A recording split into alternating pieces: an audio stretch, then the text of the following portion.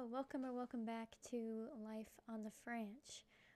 Today I wanted to make a little video about why I like to read. So I've been filming some videos recently about book recommendations, and I made a video where I read Jack Edwards' books he recommended, and then I reviewed them, and he and I had different tastes.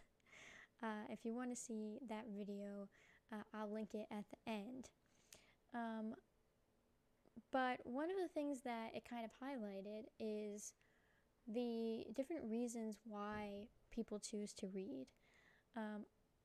I said in my book haul video that I think every single person has their own reasons for reading. Some people enjoy reading because it allows them to escape into a fantasy world where magic exists, and there's beauty in that. Other people might like to read because they like puzzles, so they might gravitate more towards mysteries. Other people enjoy being scared, so they might gravitate towards thrillers or horror. And I would say I like a variety of genres. There are a couple reasons why I choose to read. So one of the reasons I like to read is because I like to learn, for example. So on my shelf, like these are all books for related to like education policy, as well as this entire shelf. Those are all nonfiction education books. Additionally, I read about things that I feel like I should know more about.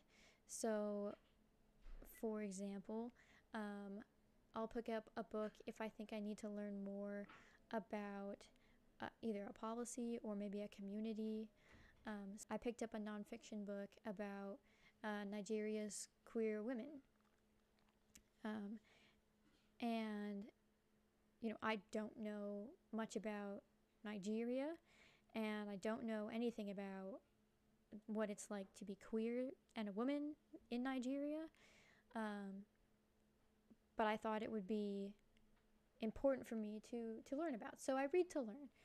But I think the predominant reason why I read right now is for my mental health. I have a couple different mental health disorders that are diagnosed. The two that I think are the most relevant to my reading patterns are my anxiety and my borderline personality disorder. So people with anxiety, this is a generalization, but true for myself. People with anxiety can sometimes tend to read the same thing over and over and over and over again, or watch the same movie over and over and over again, or get really attached to a TV series that has a very structured plot. And that's because you can predict how watching those shows will make you feel at the end. So you can use them to regulate your mood. I like mystery, strangely enough, because it follows a plot. There's a plot device. And for example, like I read a ton of Agatha Christie. And that's because while I don't know what's going to happen or who did it, I know that eventually Poirot is going to solve the mystery. And to me, that is incredibly satisfying. There is a conclusion that is finished in a nice little bow. One of the coping strategies I've worked out with my therapist is reading, I like to read romance novels. specifically queer romance novels, because I'm a bisexual person and I like to, support that community. And also, they touch on a lot of other things. Usually, they touch on mental health, they'll touch on more realistic problems rather than straight romance novels. It's hard for me to relate, even though I am married to a man. There's just a piece that's missing for me. I don't know. It's a personal preference. I've tried it. Me. But what I like about them is that in the descriptions of these books, typically they will tell you that there's a happy ever after. And so I can read new books knowing that it's going to be a happy ever after. And what they'll also say in the reviews and usually in the description is if it's a happy ever after and it's like you can read it and it ends and there's a conclusion, or if it's a happy for now. So if a book is a happy for now, then typically there's a second book that I would need to read. And that would mean I have to read both books because I need things to end wrapped up in a nice little bow or my anxiety goes up. And reading has also become a way for me to practice distress tolerance. So when I was reading Antigone, I got very angry. And I told my therapist about it, and I was like, listen, I am irrationally angry about this book. These characters, I just can't stand. I won't, review the book here, but I just cannot stand these characters. Why? And I told her, I was like, I know I shouldn't be this angry because it's fiction. I realized that my emotion is not matching what the situation is, because it was not like, you get frustrated and then it's like, oh, haha, whatever.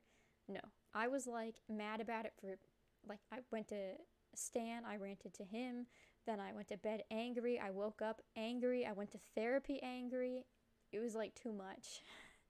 Too much. But I was able to use that experience because I could see that there was a dissonance to continue reading the book, and I finished the book, practicing, noting the difference and coming back down to a normal level of frustration and anger. And so reading books like that can be a good thing, and reading books that maybe are upsetting can be a good thing in helping me cope, again, with learning how to regulate emotions because there's no stakes. And reading is something that you do, just you, and it's different than a social activity like watching a movie with your partner or family. And then the other reason that I use these books is because it's a solo activity. Being around other people and interacting with people is very draining for me because I get very anxious around other people. It can be very taxing because there's this idea in my head of who I need to be in that moment and trying to be that person, trying to be social, trying to engage, and a fear of engaging wrong or saying something wrong or, like not being good enough. And it's very exhausting putting so much thought into being social. And so reading gives me a chance to recharge, to escape, and, be somewhere else. And I can recharge reading these happy books, even if, like, most of the books that I like tear you down and then bring you back up. But regardless, because I know before I start the book that it will end in a happily ever after, I can escape the situation, recharge by reading the book, and then go back to engaging in whatever social activity, which makes reading really important to me, and I read a lot.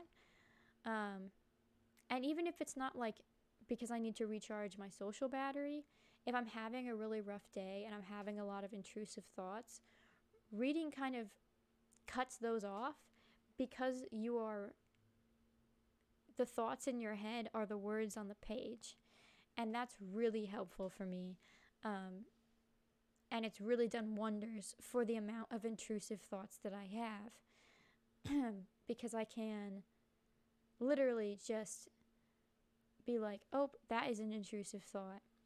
Get out my phone, which is where my Kindle is, and start reading until I'm at a better place.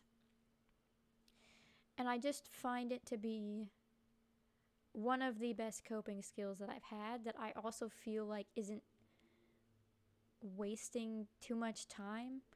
Because I think a lot of, like, for me, before I started reading again, because school kind of ruined reading for me back in the day, but before I started reading again as an adult, I think I would look at YouTube videos or TV shows, but because I was so limited in what I could watch, it wasn't super helpful, and it just felt like I was wasting my time. Whereas now I can explore new authors and new characters and, learn more about, the world and the people around me through literature.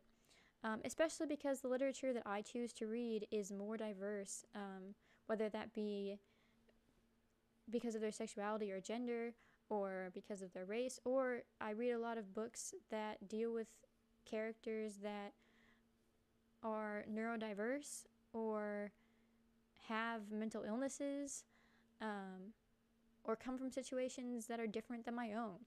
And I think that the media hasn't caught up yet to the types of books that I currently am reading. But anyhow, I did want to make this video because, like I said, I think people read for different reasons, and I think some people read for beautiful words. For me. I mean, I like them, but it's not necessary for me to enjoy a book. I think some people read because they really like literature as an art form, and for me, I think Jack Edwards read one romance book a day for a week, and he was like, I can see, the escapism, but there's all these tropes and blah, blah, blah. And I think for me, like, some tropes are annoying. And in fairness, a lot of the books that he read were straight romance novels. Not all of them, but a lot of them were. And he was like, I just don't understand. Like, one was done really well, and I didn't mind the trope, and I could see why people enjoy this, but it's not for me. And I feel like that's totally fair. I can't see that being why he reads. He doesn't read for that. Romance novels are notorious in how they use tropes, or use a trope and turn it on its head, or, the amount of different tropes. But for me, that's one of the things I like about romance novels, is somewhat of their predictability. I like knowing there's a happy ever after. I don't mind if I can see how the plot is going to kind of basically play out, because it's a soothing escape. into a fantasy land. But yeah, also I felt like he read very like lighthearted romance novels, and there are definitely romance novels that are more hard-hitting, that deal with more complex issues than miscommunication.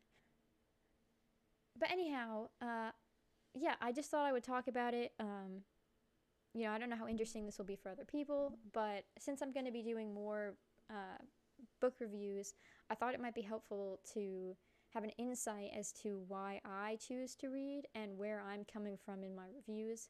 That said, I do like more than just what I normally read, so I won't let that hinder. I'm trying to not let that influence my reviews too much. But anyhow, let me know why you read down below. And I'm still collecting your favorite books, so leave those down below as well so I can read them and check them out. And if you like this video, give it a thumbs up. If you want to see more of our content, click subscribe, ding the bell button to know when we post. Most importantly, I hope you have a wonderful day. Bye!